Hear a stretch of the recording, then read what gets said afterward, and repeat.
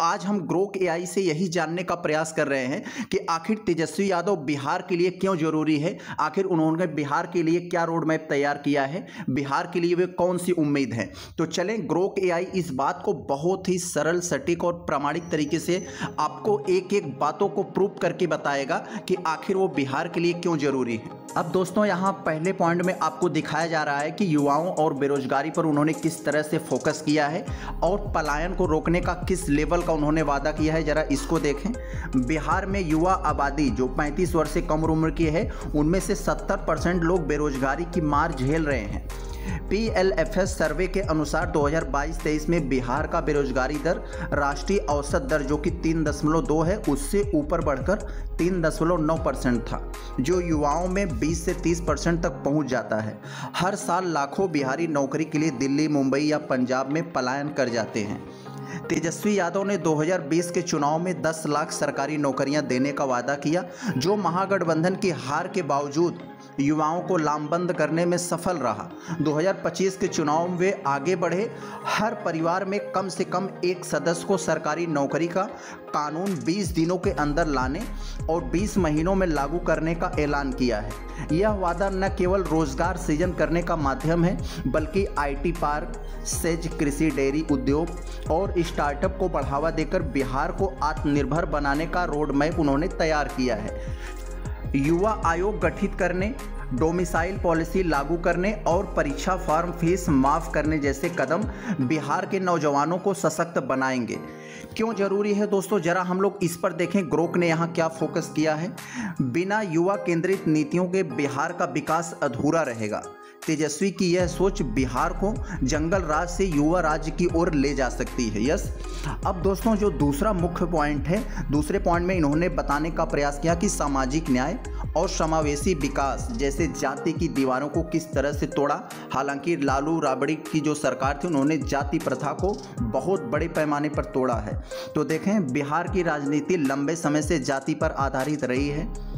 तेजस्वी लालू प्रसाद यादव के बेटे होने के बावजूद MY यानी मुस्लिम यादव गठजोड़ से आगे बढ़कर कुशवाहा, मछुआरा, दलित और अति पिछड़ी जातियां समुदायों को जोड़ रहे हैं। 2024 के लोकसभा चुनाव में RJD ने दलित उम्मीदवारों को सामान्य सीट पर भी उतारा, जो कि सामाजिक न्याय की एक नई मिसाल है। यस, वे सेकुलरिज्म के मजबूत परोपकार हैं। बीजेपी के सांप्रदायिक बयान जैसे मुसलमानों को होली पर घर में रहने की सलाह का कड़ा विरोध करते हुए कहा कि बीजेपी RSS की साजिशें नाकाम रही हैं। संविधान की रक्षा और आरक्षण जैसे सरकारी नौकरियों में 85%, निजी क्षेत्रों में भी उनका जोर बिहार के वंचित वर्गों को मुख्य धारा से जोड़ना है।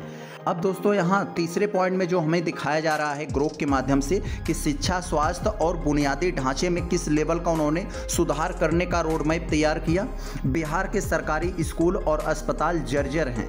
तेजस्वी ने अपने कार्यकाल 2022-24 में स्वास्थ्य और शिक्षा पर जोर दिया, जैसे हर जिले में बेहतर अस्पताल और छात्रवृत्ति योजनाएं। वे माई बहन मान योजना जैसी पहल से महिलाओं को सशक्त बनाने का वादा कर चुके हैं। किसानों के लिए MSP की गारंटी और कृषि सुधार उनकी प्राथमिकताएं हैं। अब दोस्तों, यहाँ चौथे पॉइंट में जो यहाँ पर दिया है, जरा इसको देखें। बहुत ही अच्छा, राजनीतिक परिपक्वता और भविष्य का एक नया चेहरा। जरा देखें, 35 वर्षीय तेजस्वी क्रिकेट से राजनेता बने, यानी क्रिकेटर से राजनेता बने। 2015 में पहली बार राघोपुर से विधायक बने, फिर 2 बार डिप्टी CM रहे। 2024 लोकसभा चुनाव में उन्होंने NDA को कड़ी टक्कर दी, जहां पूर्वानुमान के विपरीत महागठबंधन ने अच्छा प्रदर्शन किया। जनवरी 2025 में लालू ने RJD की कमान उन्हें सौंपी, जो बिहार की राजनीति में नई पीढ़ी का एक उदय हुआ। वे सोशल मीडिया और आधुनिक कैंपेनिंग से जुड़े हैं, जो बिहार को नई उम्र की राजनीति से जोड़ता है। नीतीश कुमार जो कि 75 वर्ष के हो गए हैं, थकान भरी छवि को मुकाबले तेजस्वी युवा ऊर्जा लाते हैं। आप लोग जानते हैं, हालांकि नीतीश कुमार ने बहुत अच्छा बिहार के लिए किया है, लेकिन उनकी उम्र हो गई है, अब वो बिहार के लिए सूटेबल नहीं रह गए हैं। जितनी भी बातें हमने ऊपर यहाँ पर देखा, तेजस्वी यादव क्यों जरूरी है बिहार के लिए, इसका अगर हम लोग निचोड़ यानी कंक्लूजन समझें तो यहाँ पर हमें क्या दिखाया जा रहा है। बिहार को नीतीश मोदी की वेलफेयर राजनीति से ऊपर उठकर वास्तविक विकास चाहिए। तेजस्वी यादव न केवल आरजेडी के वारिस हैं बल्कि बिहार के युवाओं, महिलाओं और वंचितों की आवाज़ हैं।